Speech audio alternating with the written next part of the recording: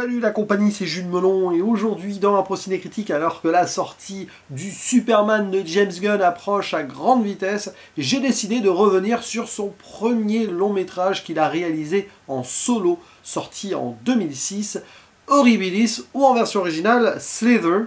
Le titre français m'échappe un peu, Slither c'est logique, ça rampe, les petits parasites en forme de limace là.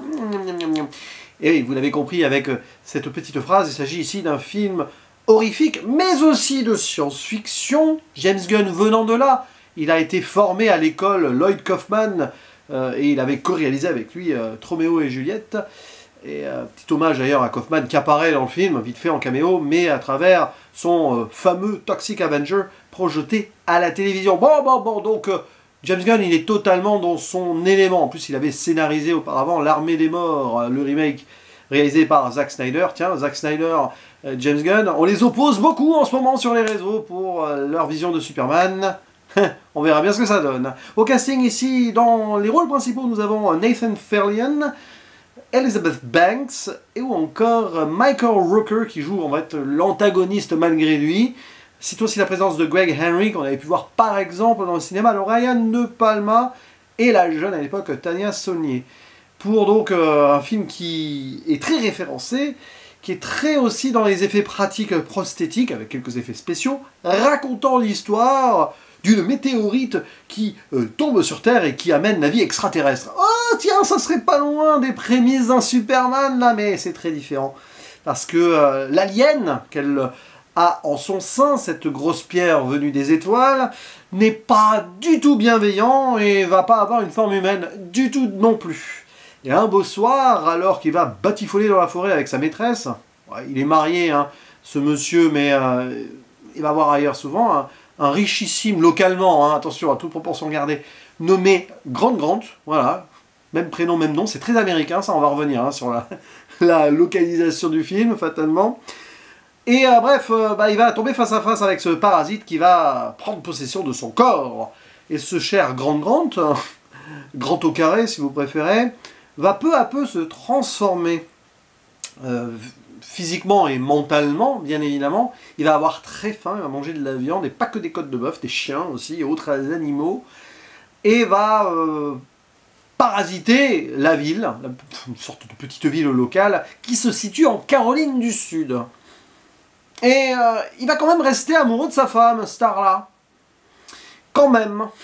Ce qui va créer un petit dilemme, une dichotomie à un moment quand même, au-delà de la série B assumée que Snyder nous propose à James Gunn, il se prend pas trop la tête, avec un aspect comique évidemment, sur une forme de satire sociale aussi, et la façon dont les êtres humains réagissent ainsi dans des situations particulières, avec tout un discours sur l'évolution, le darwinisme et la survie du plus fort, à un moment très mis en avant, que ce soit en cours ou à la télévision. Bon après au final, c'est juste une débauche, si vous voulez, de violence, oui, bien sûr, de gore, d'effets assez visuels et sanguinolents, et avec pas mal d'hommages à ce cinéma qu'il aime tant. Mais, pour un premier essai en solo, ça fonctionne. J'ai vraiment aimé. Alors, c'est vrai que la deuxième partie, c'est un peu dans la redondance du truc, mais on est en mode roue libre, on se lâche, on se fait plaisir. C'est assez dégueulasse par moments. En plus, les effets gore, c'est pas non plus toutes les 2 secondes. C'est bien géré dans la montée, aussi des tensions horrifiques, qui font que quand ça pète, quand ça explose, même à certains moments, ça fait son effet. Et cette idée que oui, on ne peut pas, à travers ce film, ne pas voir les amours diverses et variées cinématographiques de James Gunn. Parfois un peu trop, c'est normal, c'est un premier opus en solo, il a voulu se rassurer peut-être, et rassurer les producteurs. On le sait, l'un de ses films préférés par exemple c'est Les Dents de la Mer. Il y a ce côté Jaws, en plus j'en ai parlé récemment pour ses 50 ans, dans l'idée que ce maire là, il va à tout prix sauver la situation et sa réputation, malgré voilà, les événements, et il accable un peu la police quand même, parce qu'elle n'est pas efficace. Bon, très vite, après, il va aller sur le terrain avec quand même. Hein. Un maire, tiens, on va en parler avant de continuer les références, qui est très américain, très républicain, très sudiste localement, donc il y a tout ce qui passe. Hein.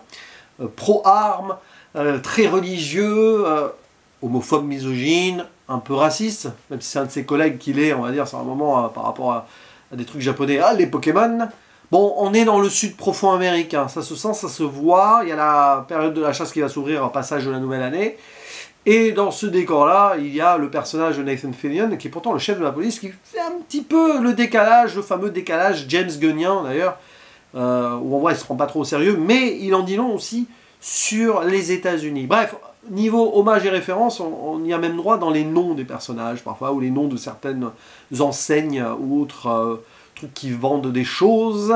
Jack McCready, oui, c'est le nom du maire, hein, référence à The Thing, et fait partie aussi des films favoris de James Gunn, et il s'est référencé un peu à The Thing sur certains aspects prosthétiques, ça se voit, c'est évident, c'est frontal. Il y a beaucoup de Cronenberg aussi, ici. Il y a une scène de salle de bain, de baignoire qui va rappeler Frisson, mais aussi qui va rappeler Freddy. Voilà, et un de ses films préférés, c'est Chromosome 3. Ça peut se voir aussi sur le côté visuel. Même si le visuel d'ailleurs du personnage de Michael Rooker, à un moment, renvoie à Toxic Avenger, donc la boucle est bouclée. Mais bon, ce n'est pas qu'une œuvre de référencement non plus. C'est une œuvre surtout qui, à travers cela, quand même, de toute façon, est une petite déclaration d'amour à ce cinéma, ce terme un peu galvaudé, hein, qui a été remis au goût du jour et popularisé à tort et à travers à cause de Babylone il y a quelques temps. Mais bon, oui, là, il montre qu'il adore ces petits films un peu fauchés et tout. Au-delà des clins d'œil, c'est raccord avec l'intrigue. Oui, il y a des choses un peu gratuites quand même, notamment le plan un peu subjectif dans la forêt au début où on découvre le parasite, Evil Dead évidemment. En plus, il récupère Elizabeth Banks qui avait joué dans les Spider-Man Evil Dead de Sam Raimi, du coup. Bon, il y a toute cette apparenté-là, mais c'est efficace, et surtout dans la construction dramatique, finalement, il y a des moments où on est dans la tension, on est un peu dans l'équilibre humoristique par moments où c'est surfait dans certaines choses, mais par exemple, cette scène du coup de salle de bain et dans la maison de la jeune adolescente, là, il fallait le faire, notamment la possession des enfants, tout ça. Donc on a un délire, le film des années 2000, qui aurait pu s'inscrire dans les années 80-90. Il y a une sorte, alors, mine de rien, on n'est que 8 ans après, hein. Donc c'est pas si loin, c'est pas si éloigné de film. Une sorte de feeling de Faculty que j'aime beaucoup aussi, enfin, un de mes plaisirs de fin adolescence, là aussi avec cette possession venue d'ailleurs, film de parasite quoi. Et derrière, sur ces effets-là, qui eux sont numériques forcément, ouais, ça, c'est vraiment quelque chose qui peut prendre au trip. Moi, j'ai regardé ça de façon plutôt récréative, même s'il y a des moments un petit peu horrifiques, gore, frontaux, qui sont pas mal, pas que sur des explosions, parce que bon, la dame qui explose après être très ballonnée, on peut en rire. Bon, c'est quand même ici aussi suite à une sorte de viol de l'extraterrestre de cette humaine, pardon. Donc il y a aussi ça. Mais il y a d'autres moments où c'est moins amusant. Par exemple. Un corps qui est tranché en deux. Un peu de revenge movie aussi. Starla qui est complètement sur les nerfs parce que bah, c'est son mari qui est quand même derrière un peu la reine, enfin le cerveau de ces créatures. Et celui-ci reste humain derrière un peu cette possession puisqu'il veut à tout prix, à travers donc sa conscience ultime. Parce qu'autour, ceux qui sont contaminés, c'est des zombies voilà, c'est une ruche, quoi. Bon, mais il veut quand même toujours aimer cette star-là. Donc, c'est pour ça que je parlais de dilemme et de dichotomie tout à l'heure. Le monstre, venu d'ailleurs, et tout, reste dans l'humanité de son hôte. Mais bon, une humanité un peu bizarre, parce que quand même, le gars, il va quand même la tromper parce qu'elle refuse de faire l'amour avec lui. Oh là là, bah tiens, prends ça dans ta tête, voilà, c'est à cause de ça, finalement, que tu te fais posséder. On l'envoie ailleurs dans la forêt, hein.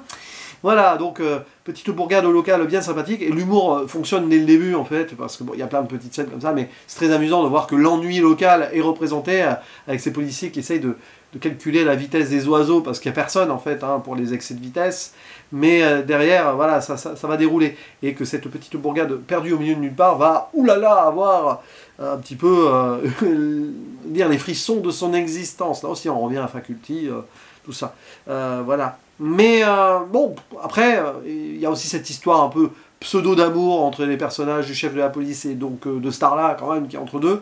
Enfin, une sorte d'acte d'amour manqué d'avant. Et du coup, Starla s'est mise avec Grant et Bill, joué par Nathan Fillion, l'a toujours regretté, mais bon, hein, c'est comme ça.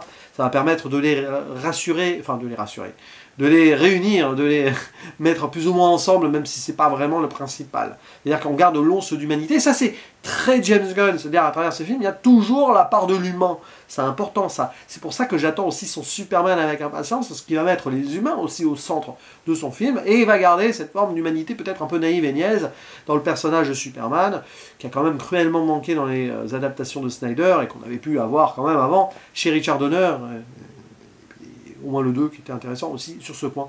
Voilà. Donc Horribilis, ou plutôt Slither, il faut le voir, il faut le découvrir.